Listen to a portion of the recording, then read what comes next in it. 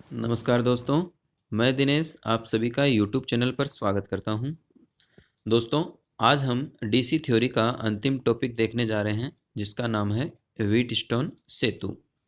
तो देखिए, ये परिपथ में किस काम आता है और कैसे इसको यूज़ करते हैं वो हम देखेंगे। तो चलिए शुरू करते हैं। देखिए, ये जो नेटवर्क है ये क्या है, अज्ञात प्रतिरोध को मापने में उपयोग होता है। अब प्रतिरोध जो हैं वो कितने तरह के होते हैं वो हम आगे आने वाले वीडियो में देखेंगे। आज के लिए हमें केवल इतना ही देखना है कि इसको आप किस तरह से परिपथ में यूज़ करते हैं। चलिए, तो देखिए इसके अंदर ये 4 प्रतिरोध दिए हुए हैं जिनको मैं नाम दे देता हूँ R1, R2, R3 और R4। अब देखिए इसके अंदर जो करंट है वो देखिए, ये जो बैटरी सोर्स है वो क्या करेगा, करंट सप्लाई करेगा। अब ये करंट क्या होगी, एक इधर जाएगी और एक इधर जाएगी। इधर जाने वाली करंट को क्या नाम देंगे, I1, और इधर करंट को नाम दे देते हैं I2। अब देखिए, यदि ये ब्रिज जो है वो संतुलित अवस्था में है, बैलेंस कंडीशन में है, तो इस पॉइंट और इस पॉइंट के बीच तो पोटेंशियल डिफरेंस जीरो हो गया। इसका मतलब इस ब्रांच में कोई करंट नहीं जाएगी। अब इसमें करंट नहीं जाएगी तो यही करंट क्या करेगी, इसके अंदर सप्लाई हो जाएगी। ये I1 इस R2 के अंदर से भी जाएगी और ये I2 जो है ये क्या है, आपकी R4 के अंदर से भी जाएगी। ठीक है यहाँ तक। अब देखिए, अब हम क्या करते हैं कि ये तो क्या है, इसके अंदर कोई करंट नहीं है, इसका मतलब ये पॉइंट और ये पॉइंट तो एक ही है, बी और डी जो है वो एक ही पॉइंट है।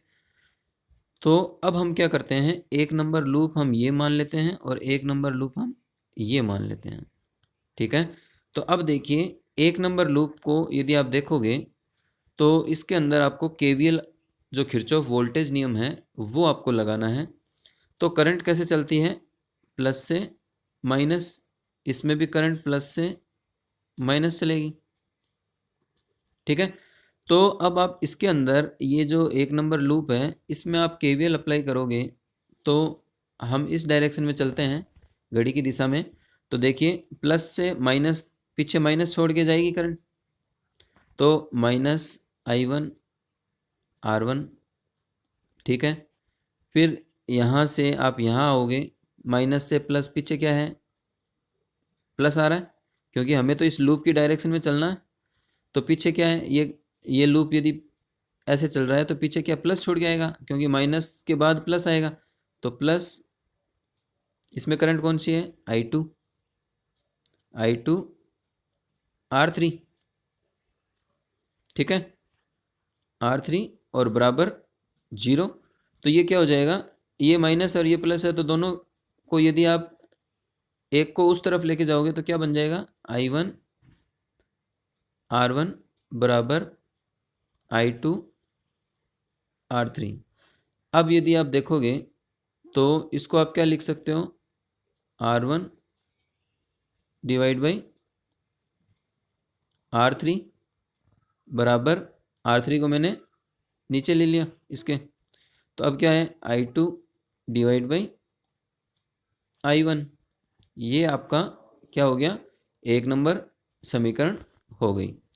अब चलिए हम देखते हैं 2 नंबर लूप में। तो 2 नंबर लूप में देखिए, करंट जो है वो प्लस से माइनस चल रही है, तो इसको क्या लिखोगे, I1 R2 माइनस, क्योंकि पीछे क्या है, माइनस छोड़ के जाएगा, क्यों, यदि अपने ये लूप जो है इस डायरेक्शन में मान रहे हैं तो इधर भी करंट जो है वो I2 जो आ रही है ये पीछे से, तो ये प्लस से माइनस ही चलेगी। तो इस केस में क्या हो जाएगा, ये प्लस I2 R4 बराबर 0। तो अब ये क्या हो जाएगा, I1 R2 बराबर I2 R4।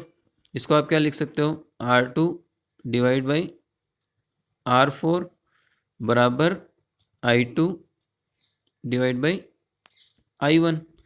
अब आपके पास क्या है, ये आपका जो है रिलेशन जो है 2 नंबर बन गया, ये 1 नंबर रिलेशन हो गया और ये 2 नंबर रिलेशन हो गया।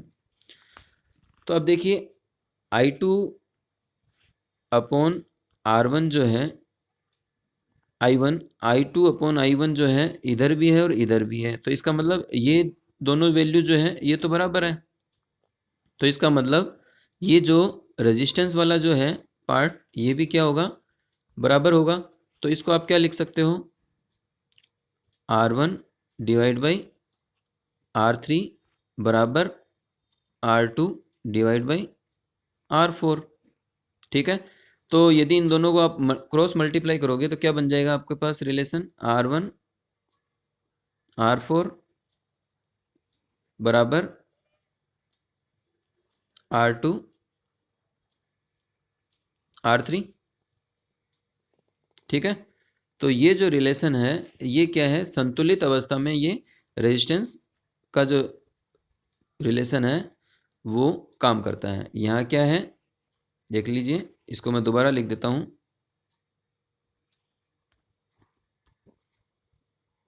R1 R4 बराबर R2 R3। कैसे हुआ, तो इसको भी दोबारा से देख लीजिए। ये जो है R1 है, ये R2 है, ये R3 और ये R4। यदि सेतु जो है वो संतुलित अवस्था में है तो इसका मतलब ये क्या है, इसके अंदर कोई करंट नहीं, इसका मतलब ये ओपन है, ये काम ही नहीं कर रहा। तो R1 R4 मतलब आपका ये वाला रेजिस्टेंस और ये वाला रेजिस्टेंस, इन दोनों को आप क्रॉस मल्टीप्लाई करो, ये वाला और ये वाला इनको क्रॉस मल्टीप्लाई करो और बराबर कर दो, तो क्या हो जाएगा आपका ये रिलेशन निकल कर आएगा। चलिए अब हम इसको एक परिपथ की हेल्प से और देख लेते हैं। देखिए मैं क्या है एक नेटवर्क लेता हूँ, एक परिपथ लेता हूँ जिसमें कुछ इस तरह से रेजिस्टेंस कनेक्ट कर देता हूँ। ठीक है, अब देखिए इस पॉइंट और इस पॉइंट के बीच टोटल रेजिस्टेंस यदि आपको ज्ञात करना हो तो किस तरह से करेंगे, तो चलिए देखते हैं इसको। यदि ये ए पॉइंट है, ये बी पॉइंट है, ये सी है और ये डी है, तो देखिए यहाँ से करंट जो है दो हिस्सों में डिवाइड होगी क्योंकि यहाँ दो रेजिस्टेंस हैं। ठीक है, अब हम ए और बी को यदि अपन इस तरह से मान लें और ए और सी को अपने इस तरह से मान लें और ये कॉमन पॉइंट ए मान लेते हैं, ये सी मान लेते हैं, ये बी मान लेते हैं, इससे कोई फ़र्क नहीं पड़ेगा कि आपने बी नीचे लिया है सी ऊपर लिया है। तो देखिए एक ए और सी के बीच रेजिस्टेंस है और एक ए और बी के बीच रेजिस्टेंस है। अब हम इसको नाम दे देते हैं, ये 5 ओम का है, ये 2 ओम का है, ये 4 ओम का है और ये वाला है इसको अपने 4 दे देते हैं या 3 दे देते हैं। ये वाला जो है ये 3 ओम का है और ये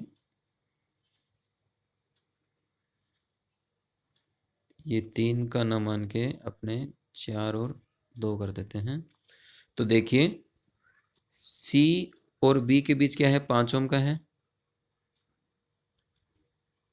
ठीक है, पहले मैं रेजिस्टेंस बना देता हूँ, उसके बाद हम इनकी वैल्यू लिख देते हैं अलग कलर से ताकि और अच्छे से समझ में आ जाएगा। ए और बी के बीच देखिए 2 है, ठीक है, ये वाला मैंने लिख दिया। बी और सी के बीच 5 है, ये वाला मैंने लिख दिया। और ए और सी के बीच कितना है, 4 है, ये भी मैंने लिख दिया। अब देखिए सी और डी के बीच ये है, सी और डी के बीच 4 है, बी और डी के बीच 2 है।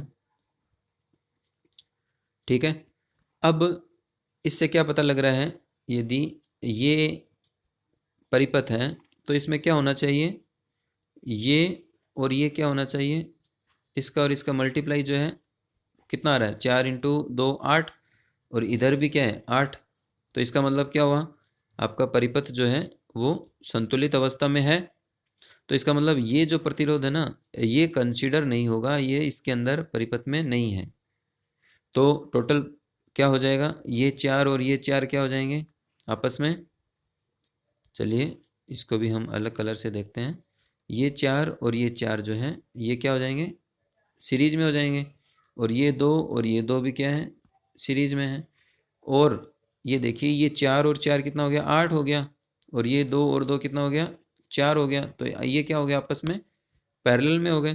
तो पैरेलल में क्या होता है, तो देखिए ए और डी के बीच जो टोटल रेजिस्टेंस है उसको आप कैसे लिख सकते हो, 4 + 4 समानांतर है 2 + 2 के, तो 8 समांतर 4 के।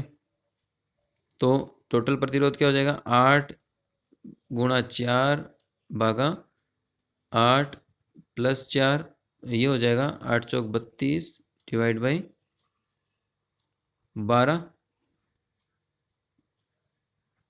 तो इसको यदि आप 2 से काटोगे तो कितना हो जाएगा, 16।